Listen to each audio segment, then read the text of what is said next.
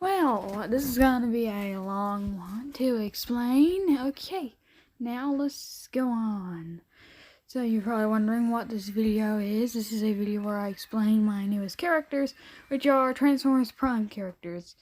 Two of them live on Cybertron, and the first one I'm gonna be covering is the one I'm drawing right now in the video, which would be Neon.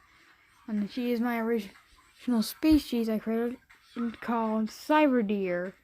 She transformed between a deer and the typical robot form you see of them. And I made her originally in Gotcha Club. She wasn't my first. She wasn't the first one I thought of. And I think I got in a concept for her is that when her spark was made, some toxic waste fell on it, and making her have to eat toxic waste and stuff like that, which is an interesting concept for a character like her, because she seems so sweet, nice, and innocent, but also at the same time she's drinking toxic waste and toxic chemicals, and acid. She's really nice, sweet, kind, and likes books and other things, which I'm not sure of. She lives in a toxic, barren wasteland. She was made during the war, or actually when she was born during that time, so, well, not really born, I don't know how to explain. But I wasn't sure about, I tried to draw a secondary sketch for her. I wasn't actually liking it, so I decided just to stick with the first sketch and make the line art blacks, which would be easier to follow, which is normal, and then I color in the line art. She is gray with bright neon green freckles. And neon freckles, and the other neon and her favorite color being neon green, made her name be Neon. I designed her and I looked at her thinking neon bright green eyes and neon on freckles that are also green, that are neon green coloring. And everywhere I'm like, that would be good to make her named Neon. She really doesn't do much other than she just lives in Cybertron in a very toxic wasteland, and makes toxic waste potions and stuff and tests for chemicals.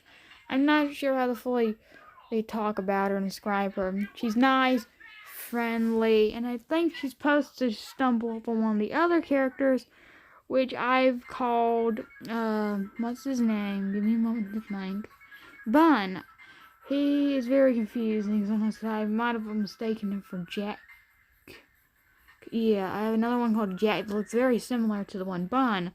I almost mistaked him for a minute. And I had to remember that no, it was Bun. Geez, I can't remember these characters. I have a terrible memory. But never mind that. Looking at the one Neon and her color palette, she looks really nice and cute and friendly. And if you don't know, she has bright green glasses on, and that aren't neon green, but they are, I guess, very bright, yellowy green color, which is really cool and fun. And, well, really, she probably wouldn't be wearing clothing, really. If it was true to the show, it probably wouldn't be having clothing on her, but because I don't, people were not putting some form of clothing on her, I had to put her in a neon green jacket with black accents and stuff like that. Well, the thing is I really made her when I was making her. I was mainly thinking of the color palette of Monster and drink cans, which you can tell just by the bright neon green and the black color and everything, which is fairly obvious when you think about it. I've imagined her making chemicals and stuff and potions, and also having big piles of books all over the place and everything. So that's interesting. These ideas for this character are very interesting. I haven't fully made her other than she's nice, friendly, and was originally supposed to be some kind of like librarian or something. But I thought because of the way she needed toxic waste and toxic chemicals to survive, and she can eat almost anything, that it'd be cooler if she was able to do she was good at chemistry and stuff. So she made her, well, she needs Energon like the rest of the characters, but she can't use regular Energon because she needs, well, toxic waste and toxic chemicals. So she combines toxic waste with Energon and tries not to explode it because I feel like it would be explosive if you combine them together. So really, she's deadly and kill any bot just by using her stuff she eats and drinks. So, she looks very unique in her animal form. When you get to see the colored, when she gets colored in the animal form, you'll see what I mean when her horns, antlers get colored. I mean, when they get colored, you'll see that they have tips of green on them, which is very cool and gives the illusion that she really is very toxic. She was fused with toxic waste to really make her, so to make her, this is a really good character which I think like people would enjoy to use in a story. I haven't made her story up idea yet. Yep. But I'm working on it, and I'm thinking typing some storybook stuff into like my computer. Then after getting done with the story, then printing it out and stapling it together and then reading over it, right, to see if it's actually good or not. Yes, I am watching TV. That's certainly in my ear background noises.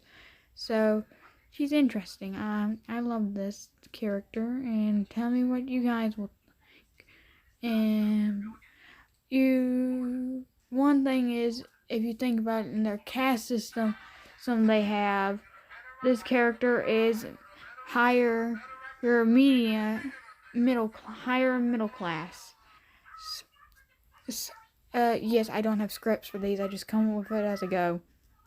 I'm trying to make a good impression on you guys, and I'm actually good at this. But I'm not good at this voiceover speed paint thing. But please tell me how you think about this character. Yeah, for one thing, when I was designing her in her animal form, when she transforms, she kind of, I forgot to put her freckles, and I realized that kind of when I got done with the hooves and the ear, inside the ear, and I realized that, oops, see daisy, I didn't add her neon green freckles. How can you tell it was her other than a neon colored hooves and everything? Oh, yeah, I noticed that kind of after this part. Now you're gonna see what I mean when I say the top, her little, yeah, I did have to get out of the project and look and have to save the other one thing onto my I liked that. I had to figure out what color the inside of the whites were in her eyes were supposed to be, because they're not supposed to be white. I had to go back and find the picture of her when I originally drawn her, but I found it, and I did see now, looking at the tips of her antlers, as you can see her clearer, so it's very cool. I'm not sure which design I like her more. I think I like this design of her being in her animal form, especially the blush on her. That's like, it's blue because they're, for reasons, because obviously they're Autobots. Then they're gonna be blushing red. I guess they could if they want. I guess they could, but I'm not going with that sense of logic. And just so you know, yeah, she is panromantic because of the fact that all Autobots are, technically speaking, have no biological gender, which means they're asexual. Technically speaking, that means she is asexual, panromantic. Panromantic means you're romantically attracted to everyone regardless of gender. So yes, she is able to get someone to date her. She always identified as female, and she never identified as male, like with other characters we've seen, in one of the Transformers There's things that I've seen in one of the comics they had of one. RC actually was originally called a he, but decided that they wanted to be a she, and that really wraps up for her character. Now we're gonna go on to Bun afterwards. But tell me what you think about her. And here is Bun. He is 8 years old and the younger brother. They're to another character. The other character is Jack, that he's the brother of. Just so you know, Neon is 14. And Neon, oh my word, just got a notification on my phone. That's annoying when I'm trying to do this. But continuing with this, after I got so annoyed, he actually, just so you guys to know, all their hair is made out of metal. So it can't really flow and like blow in the wind, but it kind of can if the wind's strong enough to blow bits of metal around. So yeah, that's interesting ideas. Of course, he's a stray, and I think he once had an owner, but then they died, so he ran off a long time ago. So yeah. So that's an interesting fact that he's a stray, and actually for the cyber dogs, yes, I'm in another original species called cyber dogs. He's a cyber dog. He has retractable claws. That's an idea that I had. I'm like, oh yeah, we're gonna add some claws and make it look like he has retractable claws. I thought, what if his robot form, this one right here, that isn't transformed into his other form, his claws of an accident don't go back, are not retractable. But when he's in his animal form, they are retractable. But only for the front two paws, not any other ones. And that he has very fluffy tail. If it was not just, well, metal, it would be called fluffy. I would assume that's what you'd call it.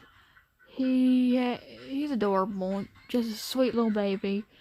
I don't know why, but I didn't have the flower in his hair thing. I don't think he would actually have a flower or on him or anything, or wouldn't even know what a flower is, and because he lives on Cybertron in a desolate place somewhere. That I don't know. I was also watching TV while making these, so I was half paying attention to this and half paying attention to my TV. So it's the reason why sometimes I'll stop drawing in the speed paint for like the whole entire minute, or like half a second, half a minute, or something, like for 30 seconds, 40 seconds, as long as I can. So yeah. Yes, he has bright blue eyes. Very bright blue, piercingly very blue. I don't know why I made him so blue, but does it matter? No, because he's a robot. Does anything matter during robot logic? No, it doesn't, because it's a fictional character. I don't know why I gave two of them glasses in their robot form like this, but didn't give their animal form glasses. I guess it's because it wouldn't be no. This is unusual when I have to think about what the characters really are when I haven't really thought of them much. Other than the fact that he's kinda the lowest cast. He's actually the lowest ranking one, because depending on who the Cyberdog's owner is, it'll tell them what caste, because of their caste system, it'll tell them what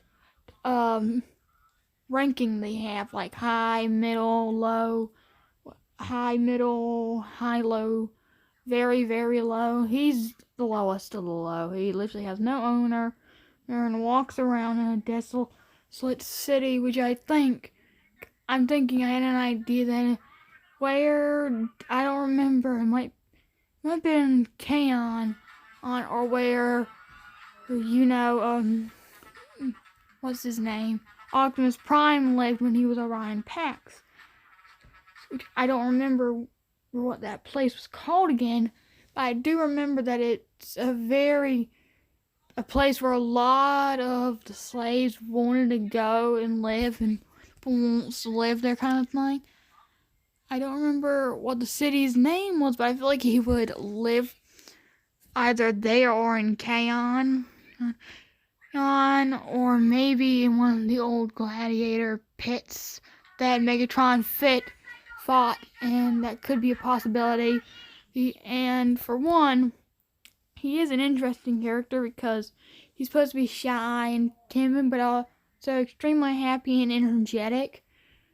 But I had this idea that when he doesn't have no one around him, maybe he could be sad. Yes, I did just come up with that idea just now. So maybe when he's alone, he feels upset, like there's no one to talk to. He has to survive on his own, and he barely living kind of thing, because he knows he's not going to make it because he's too young. Even though they saw the battle, and the idea is that because Megatron has been left to space for 3 years, I would assume that they left Cybertron and stopped fighting on Cybertron 3 years ago when the show takes place. It's on the first episode. I don't know how much time has passed from the first episode to then, so that would mean that this character was just 5 years old when all the other characters were fleeing off Cybertron during the war. He was too young really to fight or anything, so he mainly hid and stayed in, and his owner and I think died being killed off by one of the Decepticons. I feel like these ones don't really care about what either side, as long as nothing bad happens or no one is being cruel to each other. They might dislike the Decepticons because, like, you're being rude and mean for no reason. So I know you want to show your powerful and everything, but don't hurt nobody just because you can. So he's a really interesting case because I haven't really fleshed him out. He might be like a bookworm or something when he gets a chance, but he's too young to determine and fully personality-wise other than being happy, energetic, and childlike. Yeah, that's really it for him. I'm kind of getting tired of trying to figure out ideas for this character. You have to tell me what you think of him, what ideas you might have for him. For one, I love the idea of him living in an abandoned city. Maybe he finds... I think he may be one of the ones that, as he's exploring around, he bumps into Neon, who was gathering toxic waste and toxic chemicals and combining them together and trying to drink them. And when he tries to drink some of the puddle of toxic chemicals, she tells him not to because she's the only one that can probably eat. She's the only one that she knows that actually can eat the toxic chemicals and toxic waste. She tells him that he can't because she was born infused with toxic waste and everything. He's probably going to get himself hurt because there's acid, lots of acid and things that can burn through metal in there. She's the only one that can digest it and not be affected by it. But every other body she's ever seen that's ever been touched by acid has been burned up and stuff like acid does. So he probably looks at him like, but how are you able to drink this and stuff? And how are you unaffected by just stepping in it? And she sees to go, the thing is, when my spark was being made, some toxic waste and some toxic chemicals landed on my spark and ended up fusing with it. So, yeah, that's the only reason why I'm able to do this kind of stuff. And goes, okay, I didn't know that.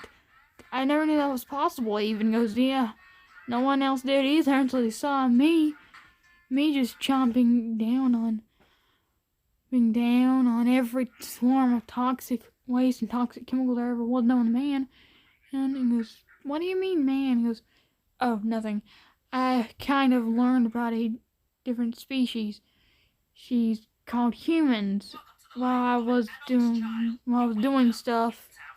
So as I was doing stuff and I was spying on everyone, I kinda learned about the race called humans, aka mankind. Yeah.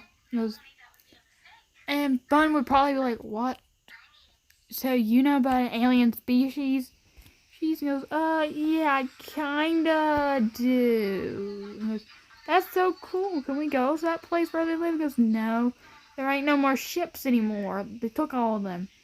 All the other bots did, and they didn't even think about us. So, yeah, you're right.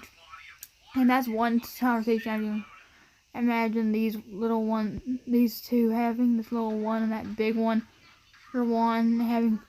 And the idea is that actually he's very small and he actually only goes up to Starscream's waist. But for his brother, Jack, right now I'm making Jack's drawing right here. Jack is supposed to be some kind of stereotypical emo kid that's really extremely happy, doesn't really care about anything, and just really sweet in general, but he doesn't really show it because of his long hair. I told you that the hair they have is really just, metal. So his metal hair, quotation marks, is, covering his face. And he's a stereotypical kind of emo boy thing. Look at him, take a good look, you can tell he's kind of an emo for sure. He's also Starscream's pet, and because Starscream was a high class member in the caste system, it makes him a high class member in the system. But Megatron doesn't really care for him and thinks of him as almost useless because he doesn't really show it all, do anything other than just exist, and that's really it. And that's really the thing is, I kind of designed these characters 2 a.m. last night and had to wake up at literally around 8 hours later, which no matter how much sleep you have, you're still going to be tired. So this is a really interesting character because the idea that he lives is the idea that he's even associated with those bad Decepticons is even more confusing because he seems not to like the idea much of violence. I think it looks like he wouldn't be the violent type. He would be the one they probably find at the Decepticon. You probably can storm into the Decepticon's base to save one of your own. And you would find him most likely having a whole entire piece of Energon crystal, chewing and biting down on it, trying to eat it, you would assume. You probably would eat raw Energon and stuff. He probably doesn't require it to be processed to really have fun and everything. So the idea of him just his existence is literally just funny and stuff. And I love the idea of this bandana around his neck and him having a band-aid where his scar wound is, because it makes it look like he's actually been through a fight. Thing is that having a sibling in the Transformers universe is extremely uncommon, and especially in the Transformers Prime universe is almost unheard of unless it's a rare case like Dreadwing and Skyquake, where they share Spark. Maybe that's the same thing with him and his brother. Maybe share Spark. His brother's 11 years younger than him. He is 19 years old. So I don't know how he would ever meet Neon or he probably wouldn't even know who she is because he wouldn't dare go to the chemical waste area because that would be the worst area to go to probably. So he probably wouldn't even be there. You might catch glimpses of what that area is like and see just toxic waste pulling over the place, like a whole entire toxic waste ocean almost around that area that only a few bots can even go in there.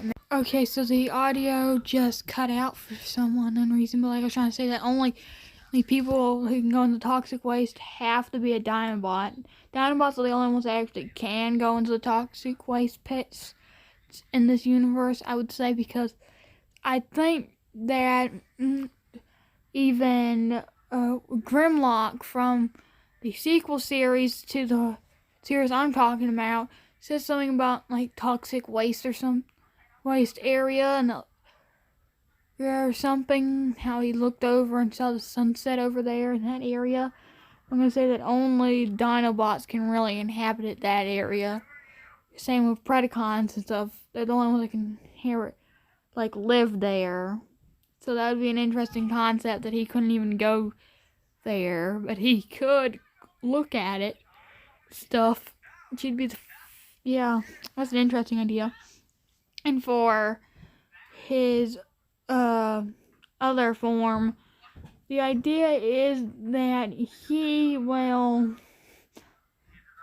let me try thinking this through. That his form right here, sorry if I'm not, and this speed paint right here is not drawing, is because I was probably I was watching TV at that point.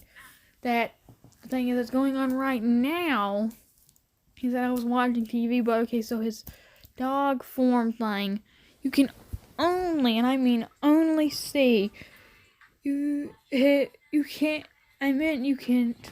can't see his eyes and everything. Excuse me. And the thing is, his idea of this dark shadow casting over top of his face, so whenever you try and look at his face, there's such a dark shadow, you can't even look at his eyes, so you can see his mouth and everything else. Yeah. My Mimi said that he looked kind of like a bulldog. I was trying to go for like a wolf or a husky. But she's just talking about how, I guess it was my error for making the head too big. And making, that's the reason why. So yeah. This is an interesting character. Yeah, for sure. I feel like this is the most interesting out of all of them. Except for besides Neon, who's the most interesting one in the whole world, I think. Could you say Neon Deer, Cyber Deer, your creature that lives in Cybertron, and also so freaking eats toxic chemicals and everything. But this is, well, I'm talking about Jack right now. What does he really do? Other than be the pet of, what's his name? Starscream. And being hated by, and being disliked by Megatron and the troops because they find him kind of useless because they think, what's the point of having a pet at Starscream? Why have a pet, Starscream? You don't really need one when you're literally second in command. But the idea is that, yeah, he's always been his pet. When he was first made, Starscream found him. Tim, which is probably mid-during war, he found him and thought, we can't just leave this dog, cyber dog, is around looking for an owner. And he thinks him is really cute and sweet. And the idea that he actually likes this dog, it's a really cute idea. That he really enjoys him and everything. And Megatron finds him, sees him, and thinks, what's the point of having being a cyber dog? We can't really have pets because they might die or we might die, so what's the point? Plus, we're at war. What are you thinking? And goes, and Starscream probably like, well, we can't just leave him. Plus, he's not mean or anything, and he's extremely friendly. I mean, they're neutral creatures, you know. They don't really care what side you're on in the war. They're just gonna be nice to you if you're nice to them. If you're mean to them, they'll be mean to you. It's like, Starscream, you know you could easily just go, leave you, if you one day and be a trick, and be being used by the Autobots to get you or something. It was, but I literally just saw him being made. Starscream would probably be like, but he was just made. Like 2 seconds ago, I saw it. It goes, oh, well, and Megatron actually thinks that actually is a pretty fair point, that he was just made. So you can't really say something that he could be bad or anything, because he was just made. So he agrees that there's nothing really wrong about having him as a pet, other than just going to be an annoyance. So to deal with another one of you, because they probably will adapt and act like you, Starscream, because that's the way Cyberdogs do. They adapt and start acting like their owners. Like, please don't say there's going to be 2 of you. And when Megatron leaves, Starscream literally loves his dog so much. Just very much. I love this idea of these characters. Please tell me what you think. And bye. Please subscribe and like the video. I'm